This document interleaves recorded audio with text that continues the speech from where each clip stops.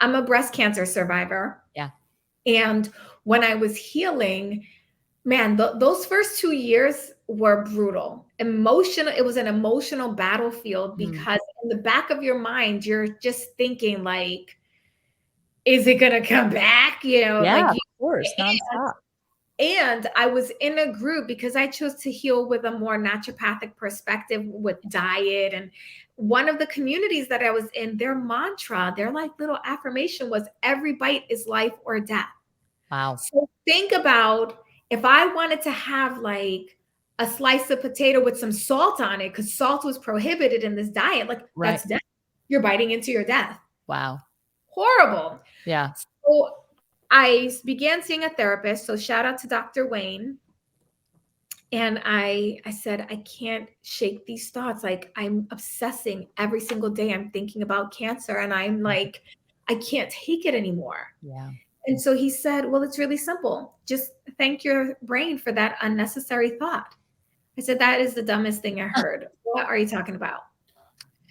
So the unconscious mind, its job is just to serve up ideas, Yeah. ideas that you've consumed. Right. Right. It comes, he said, imagine you're at a dinner table and you have everything you need, the salad fork, the main fork, the shrimp fork, the crackers, the steak knife, the dessert, everything is there. And here comes a waiter and gives you another fork. You don't need the fork. You're good. So you say to the waiter, thank you for that unnecessary fork. I said, Wayne, I would never say thank you for the unnecessary fork. That's so rude. You take the fork. Well, I wouldn't take it either, but I'd be like, oh, I'm good. Right. But I wouldn't say thank you for the unnecessary thought. He said, well, you got to say that. And the reason why you want to say thank you for the unnecessary thought is because you want the unconscious mind to recognize that it's serving you up a thought that is not useful. And remember, the brain's function is to create shortcuts, patterns, efficiency. Wow. So you got to tell your brain this activity is inefficient, could Wow. lead to your demise. Be easy. That's good. And like so simplistic because I think of it associated to like tech or different things. It's almost like when you're doing an SOP inside of your business and it's like, here's the standard operating procedure. And then you have somebody new who comes in to see the SOP and they're like, what's step 4, 5, and 6? That's not necessary. And then you're like, oh, I guess it's not necessary. Like how much that would free you on a consistent basis, not just in your business, but your day-to-day life if we talk to ourselves like that versus it being like, what generally happens, and you can correct me if I'm wrong, is this understanding of we start to self-deprecate based on the thought because we believe that the thought is true. And then we get mad at the fact that we thought the thought. And I love that you said like the thought generally comes from something or someone that we've consumed, which then brings ownership to ourselves towards said thought. And so there's like all these things playing at once. Do you find yourself, Rachel, on a consistent basis, like catching those thoughts? I mean, and literally the word says to take every thought captive. So do you find yourself doing that and being able to rewire your thought pattern based on your subconscious or conscious? Okay, so in the book, I have an activity called Going to Bat for Yourself, and it's belief audit time. So this is where you're going to audit your beliefs and your thoughts. And I just walked people through this today in one of my programs. So I literally went to town, opened up my journal, and I'll show you. We did this today, and it was thoughts I've had recently. These thoughts were just, I can't even repeat the thoughts. They're just so unproductive. Yeah. But here's the thing, they're not my heart's thoughts. My heart does not truly believe this, but these are thoughts that just came into my awareness. First of all, the thoughts were not even in my awareness. I had to call them in. I had not call them in. I had to call them up. Yeah. Because remember, the thought lives in the unconscious mind, most of the thoughts. But you have to examine, like, well, why do I feel so icky? So you're going to go to bat for yourself and question the thoughts. I wonder, where did that thought come from? Is it true? If it's not true, what is a truer statement?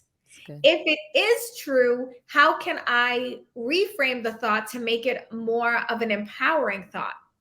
And then you want to eliminate unhelpful thoughts and amplify the helpful, productive, useful, efficient thoughts. It's so good. And it's like, it's not that difficult, right? But I think the biggest difficulty that I would find isn't even in the activity, but is in the people's practice of time management associated to this. I have a thought on that. Let's go. So it's not time management, it's energy management. Yes, yes, Have yes, yes. plenty of time. Most people, listen, it is a very small percent of people who genuinely do not have enough hours in the day. Yeah. Those are the outliers. Yeah. If that is you and you genuinely do not have enough time in the day, then my encouragement is to go make more money so that you can outsource. Come on, that's good. Outsource so that you can go make more money. Okay. But for the rest of us, we have the time. You are mismanaging your energy. You're starting the day. Here's a neuroscience-y thing for you. You're starting the day scrolling, right? First of all, when you are scrolling, it is so bad for the brain. Yeah. A couple of things are happening, but the thing I want to highlight is you are getting false hits of dopamine. Mm-hmm. So you're getting these rewards for doing nothing. And there is such a thing as dopamine fatigue. Like there's too much of a good thing. Wow. So you might be doing that. You might be getting an overdose of dopamine to start your day, which is messing up your quarter. The whole thing is throwing you off whack. Another thing that may be happening is you're checking your email. So you're going to reactionary mode. And even if you don't answer the emails, the fact that you look to see what came in opens up a tab of, I've got to respond to this. Then you're looking at your schedule and you know what's up ahead. So now let's say there's 3 items on your schedule. That's 3 more tabs open. So now we're at to 5 tabs, 5 things running on your processor. Also, you're taking in hundreds of thousands of micro bits of information that your brain has to process. You don't realize that this is happening. Like you're not consciously thinking about breathing. You're not consciously aware until I say it right now, but you're not consciously aware that your peripheral vision is assessing everything that's happening. I can pay attention to it now because I'm bringing it into your awareness, but think about it, right? I'm looking direct to camera, but my brain is processing what's happening right here at the window, what's happening over there, and the fact that my dog is underneath the table over here. Yeah, it's good. So you have about 100,000 other tabs just running. That's your desktop, if you will, just running on the background. So as soon as something crazy happens, it's like, what? Activated on the alert. Okay. So before you get out of bed, you've already tapped into your energy. You haven't eaten. You haven't drank any water. So you're dehydrated. You have no fuel. You're undernourished. And if you're like me and you do intermittent fasting, you're borrowing on calories that maybe depending on when you stopped your fast, right? Yeah. So you have to be so mindful. And I know someone's listening to this thinking like, I'm exhausted just listening to it. This is exactly what's happening to you every single day on the unconscious mind.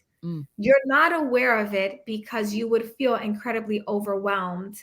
You wouldn't even be able to get out of bed if you were aware of everything that you're processing. So you don't have a time management. You have an energy management time. I have an energy management problem. Yeah, an energy. Well, see, I would reframe that because now that you've posted a problem, now it's another thing that's negative. That's good. Come on, y'all. I'm getting coaching right now because I have all the tabs. I am really good about my morning routine. But there are days where I'll go straight to, I'll still have 12 messages. How do I have 12 messages since I went to sleep last night? I start reading them, even though I know I can't respond because it's 4 a.m. and they would kill me, but they woke me up, right? Or they didn't because I have it on silent. But those days that I do the exact routine, literally that you just said, I am guilty of. And on those days, I can already feel that energy depleted, and I haven't even started right? Right. And then there's the variable. Usually it's the very next day because I just felt convicted and was like, that was a terrible idea. It's the next day that I'm in rhythm. I don't do it because I already know that sucked. And Yeah. so, I go through these waves of I forget because yesterday was so great. And I pick up the phone again. It's bananas.